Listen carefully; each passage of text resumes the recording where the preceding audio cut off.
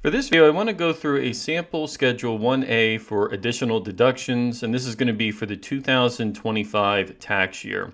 Now, specifically, what we're going to be looking at is how to deduct the car loan interest on your personal passenger automobile. So the schedule is fairly straightforward, right? It's 2 pages. The section we're going to be working with here is on page 2 in part 4, so the no tax on car loan interest. And it is part of a full 1040. So we'll look at 1A and then trace how the numbers flow back to pages 1 and 2 of your Form 1040.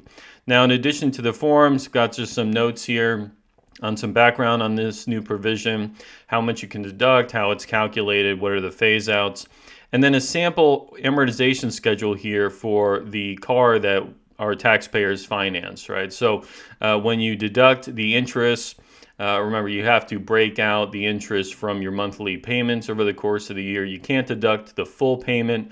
You can only deduct the interest portion of the payment, not the principal.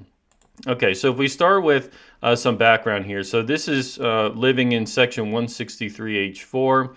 And for the 2025 through 2028 tax years, you can deduct qualified personal vehicle loan interest. Now, at the end of 2028, this provision would expire, so it's a temporary one. They might renew it in a couple of years. Who knows? Let's see what Congress wants to do. But for now, if you have a vehicle that you purchased and financed in 2025 through 2028, you're going to be able to deduct the car loan interest. All right, now a couple of things to remember here. First one, really important, is you're going to need to report the car VIN on the Schedule 1A, right? So you have to report the VIN. If you don't, the deduction is going to be disallowed. And so this helps in a couple of areas. So one, the VIN, you can look up your vehicle's VIN and determine whether or not it's even eligible, right? So one of the big key issues here was it had to be a passenger auto vehicle, weighed less than 14,000 pounds, the gross vehicle weight. And the big item, this was pushed by the Trump administration, was they wanted the final assembly of the vehicle to happen in the United States. And so you can go to websites like the NHTSA database, look up your VIN, and you can see the final assembly location. Now, what about the dollar limit? So this is also really important. The amount of interest you can deduct during the year can't exceed $10,000. So if you have a large monthly payment and over the course of a year, let's say you paid $14,000 in interest, the most you can deduct is 10, right? You can't deduct anything in excess of that. So that's the first limitation. The second piece is the modified AGI limit or a phase out. So you can deduct up to the $10,000 of interest, but you have to reduce your deduction if your modified AGI exceeds certain thresholds. So the first threshold is for single head of household filers. If your modified AGI is above 100 grand, you're going to have to start phasing it out, 200,000 for joint returns. All right. So let's have a look at the fact pattern here. So the return we're working with here is a married filing joint return. We have John Smith and Jane Smith, and they bought a new vehicle in 2025. So here's the details on what they did. So they have a married filing joint return. They bought a 2025 truck, and it was $110,000, so a really nice truck. They financed $90K.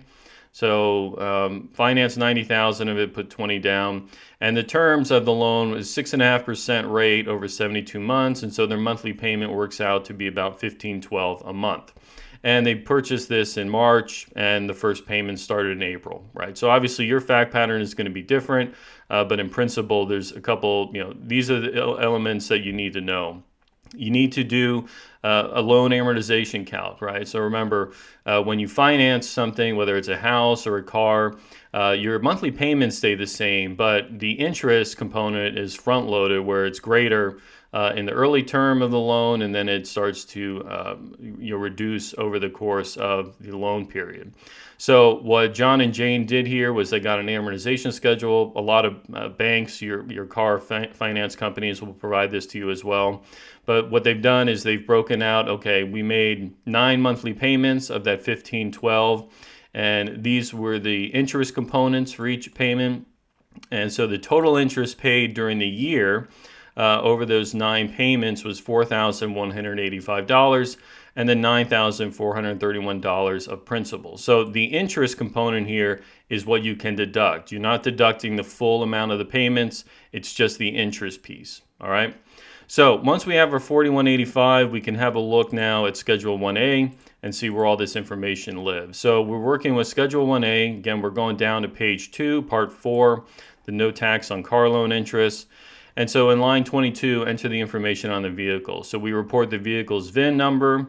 And then in the interest for the loan column, this is a purely personal use vehicle, so there's no business component. So we're reporting the $4,185 in column 3 for Schedule 1A.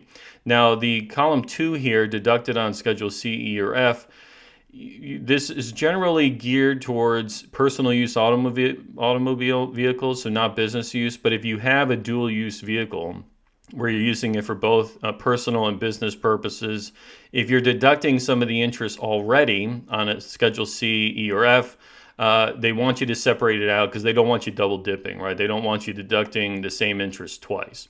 In this case, it doesn't apply to us. So this fact pattern here, John and Jane bought this truck personally for personal reasons, so there's no business component. So column 2, we've just left that blank. All right, so we have the 4185. Add those amounts up. If you have another line item on B, in our case, we just have the one vehicle. So 4185, and on line 24, this is the first threshold, right? Enter the smaller of the amount of interest on 23 or 10,000, right? Remember, can't deduct more than 10,000. So if you had interest on this loan that was well in excess of that, the maximum you could put down is $10,000. So in our case, we're under the 10K threshold, not a big deal. So we're just putting 4185. Now the amount from line 3 on line 25, this is our modified AGI. So if we scroll back up to Part 1 of the Schedule 1A, we can see here we've got our AGI coming through from line 11B, that's Part 2 of our 1040, $92,045. And then if you have any adjustments that are applicable, so if you're a resident of America Samoa or you have a 2555 for foreign earned income exclusion, you might have some adjustments. In our case, that doesn't apply to this fact pattern, so we've just left those blank, and our modified AGI is simply the same value as our adjusted gross income.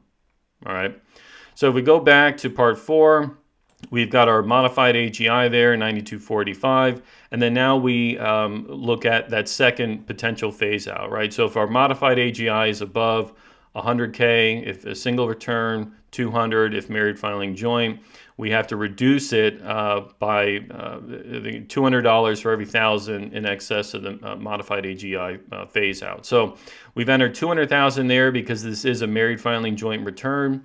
We subtract line 26 from line 25, and it prompts us here saying if that number is 0 or less, enter the amount from line 24 on line 30.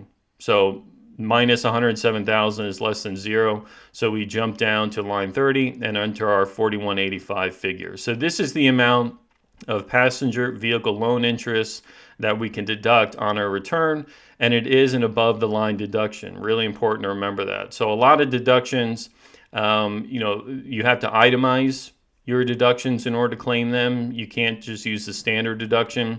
In this case, it's above the line, so it doesn't matter. Whether you itemize deductions or claim the standard, you can claim this deduction on your return. So Part 6, we have the total additional deductions, 4185. We don't have any other items for enhanced deduction for seniors, no tax on tips, no tax on overtime. So we're just working with the $4185 figure there.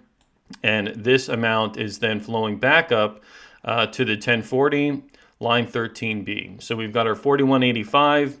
If we go back up to page 2, we can see here our new line item for 2025, line 13B, additional deductions from Schedule 1A, line 38. So there's our figure, right? So our AGI was 9245. We've got the standard deduction for married filing joint return, 31.5. And then we've got some additional deductions for the qualified passenger loan interest.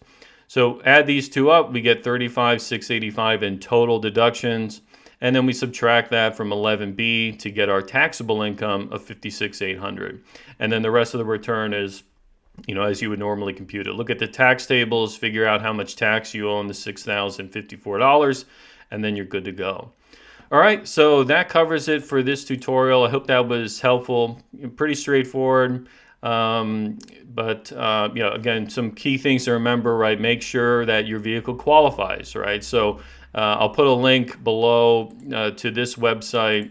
This is the NHTSA website where you can look up your vehicle's VIN, see whether or not it qualifies. Of course, if you're working with an auto dealer during 2025, they should be able to tell you whether or not it qualifies, right? You certainly might want to avoid purchasing one that doesn't, but you can look up the VIN there to see if your vehicle qualifies, and then complete all the remaining columns and rows as are required. All right, so that covers it. Hope that was helpful. Any questions, feel free to leave a comment below, and as always, I very much appreciate you watching and look forward to seeing you on the next video.